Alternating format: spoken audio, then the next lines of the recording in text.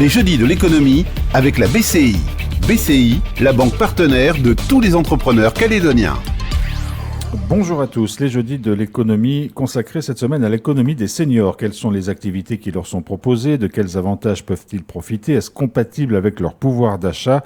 C'est ce dont nous allons parler avec nos invités à 3 semaines maintenant du Salon des seniors qui aura lieu le 12 et le 13 mai prochain, organisé par Pacific Fair, dont le gérant est l'un des invités, Bruno Aurelio. Bonjour. Bonjour. Nous sommes aussi avec Aurélien Agny, directeur de Domicile Service, Sylvie Molinier, qui est gérante d'Activi, ou encore Dominique Frontier, secrétaire général du syndicat des retraités territoriaux. Bonjour à tous. Bonjour. Bonjour. Alors, on va parler évidemment de cette activité des seniors, des activités des seniors, de leur pouvoir d'achat. Mais avant cela, Bruno Aurelio, si vous organisez Pacific Fair un salon des seniors, c'est qu'il y a pour vous un marché, c'est-à-dire qu'il y a des choses que les seniors consomment aujourd'hui. Au-delà d'un marché, je pense qu'il y avait surtout un besoin. Ce salon-là, c'est une deuxième édition. On avait créé le salon des seniors en 2000, ça remonte à 2016, lors du lancement de la carte senior. Et donc, on l'avait fait toujours en partenariat avec la carte senior au Méridien. On avait voulu le refaire en 2019-2020, quand la carte senior était passée de la province sud au gouvernement. Et puis donc, il y a eu patatras, il y a eu le Covid qui est venu nous contrecarrer nos plans. Donc, on a eu 2 ans d'attente, parce qu'on voit, et on le voit dans le guide, que l'offre est de plus en plus large par rapport aux seniors, par rapport à leurs besoins également. Et donc, ce salon-là s'organise enfin, j'ai envie de dire, cette année, donc à la Maison des Artisans. Et donc, on a essayé de faire un salon surtout utile pour les seniors. Utile, c'est-à-dire qu'ils vont trouver effectivement des offres, des propositions. Tout à fait. Donc, on a voulu faire des services, un salon, divertissement. utile dans le domaine dans le domaine de la santé, bien évidemment, au niveau administratif également, et au niveau des loisirs, parce que les seniors ont du temps. Donc, on aura effectivement des entreprises qui proposeront dans des activités comme Sylvie avec Activi, mais également des offres plus commerciales sur le salon. Alors, on va revenir sur les besoins des seniors qui seront illustrés lors de ce salon, et on parlera aussi tout à l'heure, Dominique Frontier, du pouvoir d'achat. Mais avant de parler du pouvoir d'achat, un salon pour les seniors, qu'est-ce que ça vous inspire? C'est une bonne chose Ça peut être une bonne chose. Le seul problème qui est, à mon avis, c'est est-ce que les seniors vont se déplacer? Parce que le drame en Calédonie, c'est que les gens ne se sentent pas mobilisés pour tout ce qu'on fait pour les seniors. Ça, c'est un fait. Alors... mais je voulais quand même signaler que je suis là au titre de représentant de l'intersyndicale des retraités. Voilà, parce que c'est qui regroupe plusieurs syndicats de retraités. Voilà, la précision est faite. Alors, vous l'avez un peu dit, Bruno Aurelio, finalement, les seniors ont 2 besoins principaux. Si on regarde un petit peu dans leur environnement, c'est un besoin d'accompagnement sur un certain nombre de services, et c'est aussi des besoins de détente, de culture, d'activités diverses. On a un représentant de chacun de ces tendances sur le plateau. On va commencer avec vous, si vous voulez bien, Aurélien Agny. Vous êtes directeur de Domicile Service. Donc, les seniors ont besoin d'être accompagnés dans un certain nombre de gestes de la vie quotidienne, et c'est ce que vous proposez, vous. Oui, exactement. Donc, nous, on intervient pour toutes les tâches de la vie quotidienne. Donc, on va aider pour l'aide à la toilette. Oui. On va également aider pour l'aide au transfert, par exemple, passer d'un fauteuil roulant à un lit médicalisé. On va préparer les repas. On va aider pour la prise de repas. On peut avoir des personnes qui peuvent avoir des problèmes de déglutition. Donc, il faut que l'auxiliaire de vie puisse les accompagner dans la prise de repas. On va également intervenir pour l'entretien du domicile. On va accompagner lors des sorties, aider pour faire les courses. Et on va proposer des gardes de jour et de nuit. Donc, c'est vraiment de l'aide à la personne. Exactement. Alors, comme on est dans un jeudi de l'économie, forcément, toutes ces aides ont un coût. Comment vous faites pour calculer les coûts? Est-ce que les personnes de plus de 60 ans ou les personnes âgées bénéficient d'accompagnements spécifiques des institutions? Comment c'est géré tout ça? Exactement. Pour la plupart, il y a une prise en charge CAFAT. Donc, il y a un dossier à mettre en place avec le pôle de gérontologie pour bénéficier d'une aide. En fonction du taux d'incapacité, donc du taux d'handicap et des ressources, il y aura une aide ou non. On a également des personnes qui financent en tant que privé les aides. Et on a le CCAS de Nouméa, la mairie de Nouméa, qui contribue également pour certaines personnes. Est-ce que ça veut dire que dans certains cas, quand on arrive à bénéficier de ces aides, tout ou partie, ça couvre les frais des services que vous proposez? Pour la CAFAT, oui. pour la mairie de Nouméa, il y a un petit reste à charge qui reste minime. Et est-ce que vous avez de plus en plus de demandes, de plus en plus d'activités? Est-ce que c'est un secteur d'activité qui a tendance à se développer? Donc nous avons ouvert en 2015. On se rend compte que chaque année, il y a de plus en plus de demandes. Et en Nouvelle-Calédonie, on se rend compte que les personnes âgées souhaitent rester à leur domicile. Donc on a beaucoup de demandes de personnes qui ne souhaitent pas partir en structure et souhaitent rester au domicile le plus longtemps possible. Voilà, donc ça va amener à développer ce genre de service nécessairement, quoi. Alors côté détente, culture, enseignement, etc., activiste, c'est ce que vous proposez, Sylvie Molinier. En 2 mots, rappelez-nous l'objectif de votre société. Et puis pareil, même question, parce que là il y a peut-être moins d'aide pour ce secteur-là que les aides pour tout ce qui est secteur d'aide à domicile. Oui, voilà, c'est vrai que moi j'ai commencé cette activité en 2019, pareil sous l'impulsion de la carte senior quand elle est passée gouvernement. Enfin, il y a eu beaucoup de publicité qui a été faite autour, donc je me suis dit qu'il y avait des choses à faire auprès des seniors, notamment dans le service, c'est-à-dire d'abord réduire la fracture numérique, donc réaliser des formations informatiques et pourquoi pas développer l'offre de services, alors que ce soit des services pratiques, mais aussi ludiques, loisirs, culturels, etc. Donc c'était ça l'objet, et puis aussi essayer de permettre à des seniors peut-être isolés de rencontrer d'autres personnes, de faire un rendez-vous dans la semaine, voilà, de développer l'offre. Donc il y a déjà des offres pour les seniors sur Nouméa, Doumbéa et Païta, etc., qui sont parfois proposées par les CCAS, qui sont pris en charge. Donc moi, c'est une offre qui est payante. Donc là aussi, on va parler du pouvoir d'achat, mais c'est vraiment un point sensible parce qu'il faut que mes intervenants jouent le jeu et qu'ils aient une volonté de proposer des services, peut-être à des tarifs qu'ils ne font pas d'habitude, parce que c'est pour des seniors, donc il faut qu'ils le comprennent et qu'ils l'acceptent. Hein.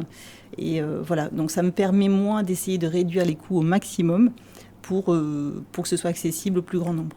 Est-ce que vous sentez, que ce soit vous, Aurélien Agny, ou vous, Sylvie Molinier, que depuis quelques années, les seniors ont de plus en plus de mal, peut-être, pour avoir recours à ces services, ou qu'ils n'arrivent pas à assouvir leurs besoins parce que leur pouvoir d'achat n'est justement pas suffisant, ou est-ce que, voilà, ils ont de plus en plus d'aide? Est-ce que vous sentez une évolution sur ces dernières années?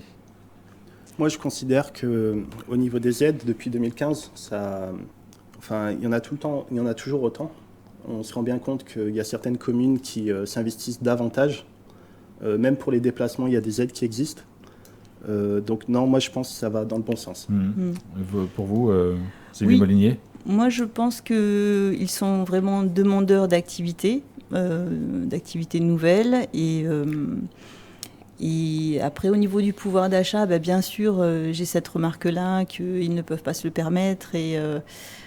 Donc c'est un souci, bien sûr. Moi, je n'ai pas accès à des subventions.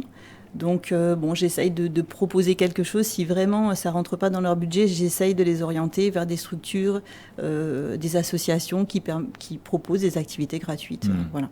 Alors, Dominique Frontier, on a déjà évoqué plusieurs fois cette question du pouvoir d'achat des seniors. Pour vous, c'est devenu aujourd'hui un vrai problème? Ah, c'est plus qu'un problème.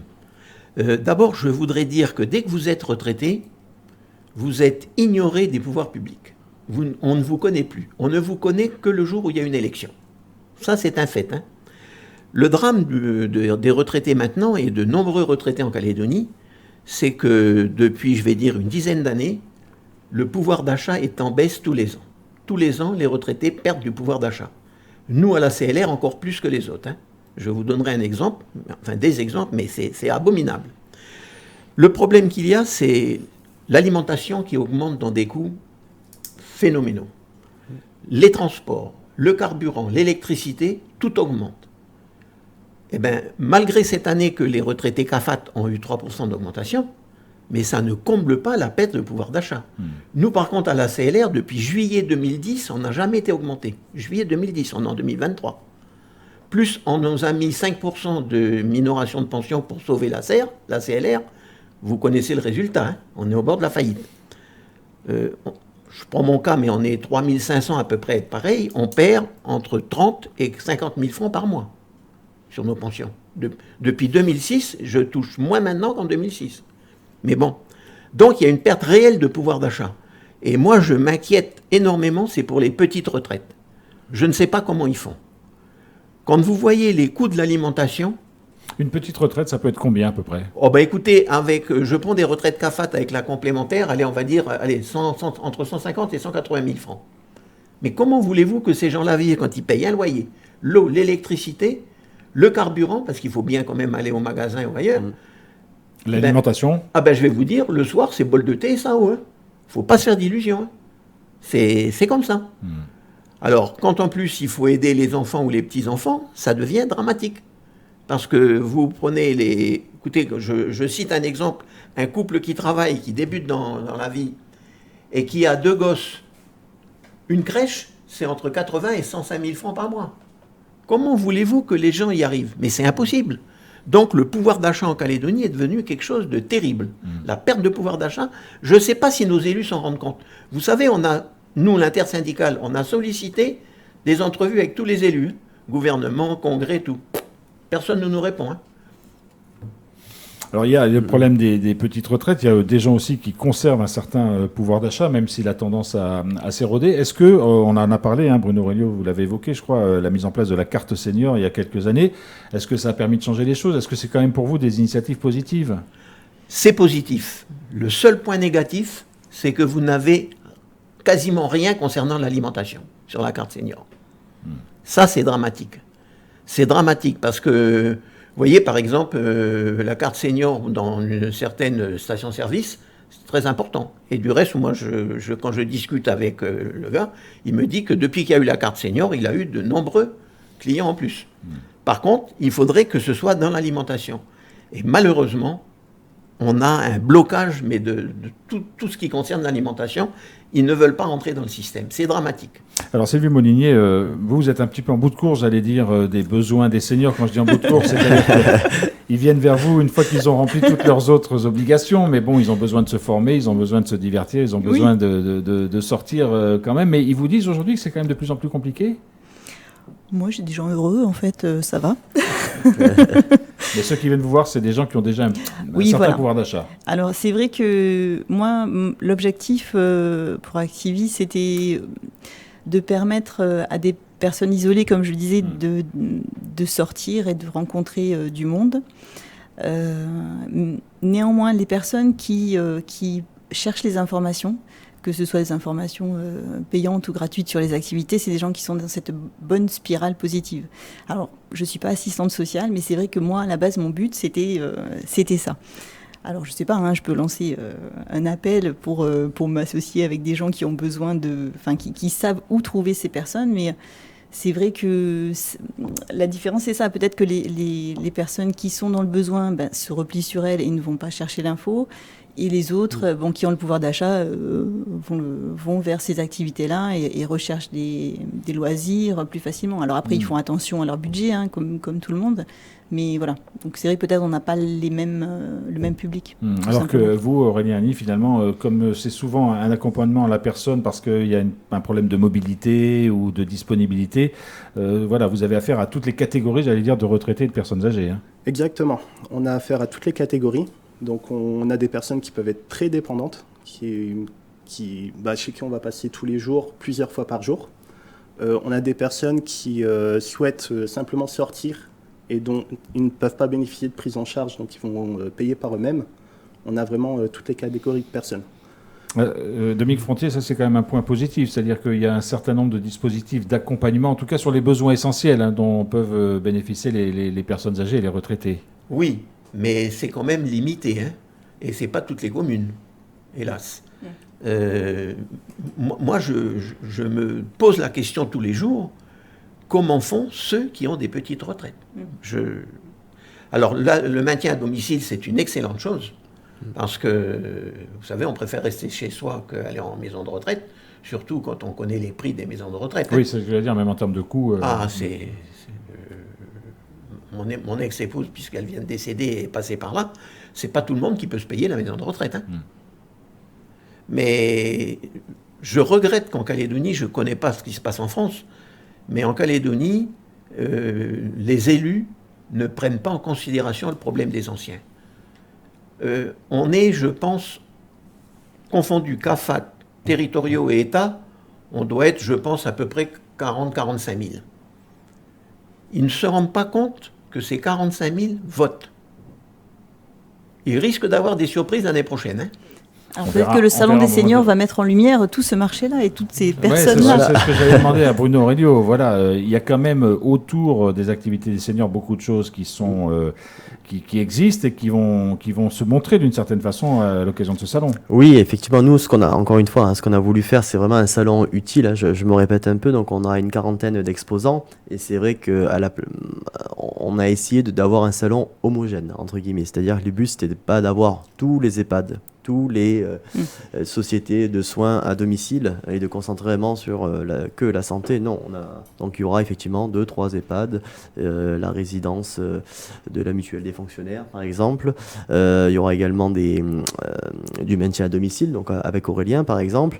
Donc on aura le côté santé, on aura le côté préparer sa retraite. On parlait qu'il y a des gens qui ont des petites retraites, donc il y aura des sociétés qui vont proposer, parce que la retraite ça se prépare pas à 60 ans, ça se prépare bien avant. Donc là aussi, en fait, le but du salon, on va parler aux seniors déjà retraités, mais également aux futurs retraités qui s'approchent à la retraite et qui vont se renseigner sur oui, mince, j'ai pas cotisé, quelles sont les solutions maintenant que j'ai 55 ans. Donc on va pouvoir répondre à ces questions sur ce salon-là. Les activités, bien sûr, donc Sylvie la activiste sera présente, mais on aura également, mais pas que, on aura par exemple l'OPT qui sera là. Ils vont faire notamment des ateliers sur l'utilisation des outils digitaux.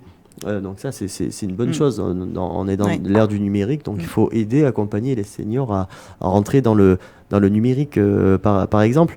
On aura un peu de culture. On parle également ça fait partie de l'économie éventuellement des seniors. C'est vrai que les hôtels en Calédonie, on sait qu'en semaine, c'est compliqué. Donc là, on va avoir quelques hôtels, quelques gîtes qui vont pouvoir proposer des offres spéciales seniors en semaine. Donc comme ça, pour avoir des tarifs hyper intéressants. C'est compliqué en week-end. Et en général, ils sont complets le week-end et en semaine, c'est assez vide. Donc, c'est vrai que là, on les a contactés, 2-3 hôtels. Là aussi, le but, c'était pas d'avoir des hôtels qu'à Nouméa. On a été allé chercher à Nouméa, Côte-Est et un sur Bourail pour un peu varier tout le monde. Voilà, donc là, on va pouvoir proposer, les gens vont avoir des tarifs super intéressants. Par contre, ça sera en semaine pour les seniors. On aura du sport adapté également. Voilà, on a vraiment essayé de cocher vraiment toutes les cases pour répondre vraiment à tous les besoins et des associations évidemment, j'oubliais comme la CAPA, les CCAS seront évidemment présents. Donc voilà, on a vraiment essayé de cocher toutes les cases pour répondre à toutes les questions. À quel moment devient-on un senior? Je pose la question à tous les quatre. Est-ce que c'est quand tout d'un coup on a 60 ans, on devient senior, ou est-ce que c'est quand on prend sa retraite qu'on devient senior? Quelle est votre vision, vous, des seniors? Tiens, Dominique Frontier. Pour moi, mais je n'engage que moi là. Pour moi, c'est quand on prend notre retraite. À partir de là, on devient senior. Là, c'est un cap. Parce que vous passez d'un mode de vie à un autre. Aurélien Hanny. Pour moi, ça a compté de 60 ans, car on a des aides qu'on ne peut pas avoir auparavant. Et vous Bonne question, parce qu'on me le demande régulièrement pour savoir s'ils ont droit à mes activités. Ben oui, ils ont droit. Bien sûr. Même si on a 55 ans et qu'on n'est pas encore senior. Alors, tout à fait. Alors, selon les critères d'Aurélien Hanny. Voilà, alors c'est vrai que moi, je n'ai pas de critères aussi stricts ayant droit ou pas. Oui. Donc, si on a 55 ans, on peut. Moi, mon idée, c'était d'avoir des groupes qui sont homogènes dans leur possibilité de mouvement, par exemple, quand on parle de la gym, dans leur goût, dans leur affinité. Donc en fait, je dis que c'est aussi bien pour les seniors d'ailleurs que les accompagnants, parce que parfois j'ai eu une dame de 60 ans qui venait avec sa maman de 80 ans. Donc voilà. Ouais, tout à fait. Et ensuite, au-delà de ça, ça peut être intergénérationnel. Je fais par exemple, je me suis dit, tiens, j'ai un intervenant qui fait des origamis. Il fait des super origamis. Et il y a une dame qui dit, ah mais moi je veux savoir faire ça, parce que comme ça, quand je serai avec ma petite fille, on va faire des origamis et ça va être top, quoi.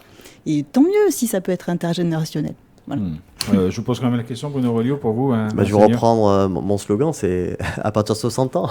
Mais j'entends effectivement qu'il y a un cap quand on est dans la vie, entre guillemets, active, à se lever tous les matins, aller à son travail, et du jour au lendemain, on est libre, entre guillemets, de ces journées. C'est vrai que ça peut faire peur aussi à certains. Moi, je sais que mes parents, quand ils sont arrivés à la retraite, je sais que mon père, elle n'a pas très bien vécu ça, que tout s'arrête du jour au lendemain.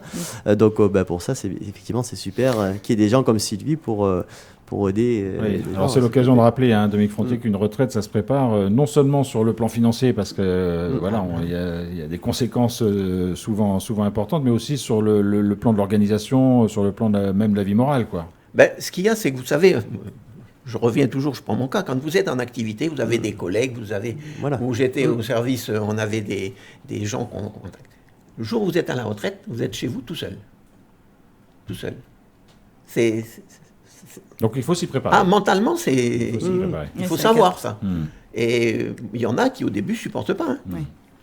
Bon, bah écoutez, ils vont trouver sur le salon des seniors qui aura lieu le 12-13 mai des tas de solutions à leurs questions. Un Et petit oui, mot, oui, je voulais préciser Bruno Reynaud. également qu'on aura, chose importante, on aura évidemment la carte senior qui sera présente sur place et les personnes qui vont venir au salon pourront s'inscrire sur place. S'ils n'ont pas encore leur carte voilà, senior. s'ils n'ont pas encore la carte senior, donc il y aura un stand dédié carte senior et ils seront en partenariat également avec le pôle gérontologique. Voilà, pour tout ce qui est question d'ordre administratif Voilà, notamment. un salon pour les seniors, ce sera donc le 12 et le 13 mai prochain à la Maison des Artisans. Merci d'être venu nous parler de cette question. Dominique Frontier, un petit mot, parce que vous avez toujours quelque chose à dire. Oui. Vous savez, vu mon âge, je constate la différence qu'il y a eu quand j'étais jeune et maintenant. Quand j'étais jeune, les vieux n'étaient jamais exclus. Vous savez, j'ai vécu ma jeunesse pendant 5 ans et demi à Lifou. Vous n'auriez jamais vu un vieux à Lifou exclu. Maintenant, il y a un état d'esprit qui a complètement changé. Et les vieux ne sont pas mis au rebut, mais presque. Et même certains profitent des vieux. Vous savez, je vais vous donner un exemple qui est flagrant. C'est la mutuelle des fonctionnaires. J'y suis depuis l'origine. J'ai même été pendant un temps dirigeant. En janvier 2023, alors au début, à la création de la mutuelle des fonctionnaires, c'était une solidarité intergénérationnelle. Donc, les jeunes, enfin les actifs, payaient pour les anciens. La mutuelle des fonctionnaires a décidé en janvier 2023 de supprimer cette solidarité et elle nous a augmenté de 1 000 francs par mois notre cotisation aux retraités. Par contre, elle n'a pas augmenté celle des actifs. Ça veut dire que maintenant, on a coupé. Et la mutuelle des fonctionnaires, pour l'instant, elle est la seule à avoir fait ça. Les autres mutuelles ne l'ont pas encore fait. Je trouve ça scandaleux. Parce que, si vous voulez, on est en train de couper le monde en deux, les actifs et les retraités. Je trouve ça inadmissible. Mais enfin, bon, c'est la vie. Une fracture à résoudre, en tout cas. Voilà. Merci beaucoup, oui. Si vous le permettez, je me permets de rendre hommage aux auxiliaires de vie, aux aides à domicile qui travaillent, qui se donnent beaucoup chez les personnes âgées et dont on n'entend pas souvent parler. Donc voilà, je profite de votre antenne. Eh bien voilà, le message est passé. Bruno Reynaud, chacun va dire Allez, un petit mot. Alors, je chacun sa préviens, précision. c'est Non, Didier, faudrait vous juste rajouter très quelque chose rapide, c'est juste pour dire donc aux auditeurs qui nous écoutent, s'ils veulent retrouver toute la liste exposant le plan et le programme, donc c'est déjà publié sur notre page Facebook pacificfair.nc ou sur l'événement Salon des seniors, et donc on va envoyer tout ce programme aux différents CCAS, la carte senior et le pôle gérontologique, donc ils vont pouvoir les imprimer dans leurs locaux pour ceux qui n'ont pas internet. Vous voulez rajouter quelque chose ou pas, Sylvie Monnier? Oui, pour la forme. Après, j'essaierai de conclure cette émission, allez-y. Non, c'était pour compléter sur le salon senior. Oui. Désolée Bruno, je complète parce que je fais partie des animations. Donc il y a des animations aussi qui sont programmées au cours du salon. Tout à fait, toute la journée. Voilà. Et donc parmi les activités que je propose, il y a des activités remue-ménage pour faire travailler sa mémoire. Donc on va faire une partie jeu pour montrer qu'on peut faire travailler sa mémoire de manière très ludique et conviviale. Parfait, je vous remercie. Et cette fois-ci, on a refermé ces jeudis de l'économie à Radio Rythme Bleu. Merci à tous les quatre, Merci. en tout cas, d'être Merci. venus pour nous parler à la fois des besoins des seniors, mais aussi des difficultés qu'ils peuvent rencontrer. Merci à tous de votre participation à ces jeudis de l'économie qui seront bien sûr, comme chaque semaine, en réécoute bientôt sur notre site internet rrb.nc. C'était les jeudis de l'économie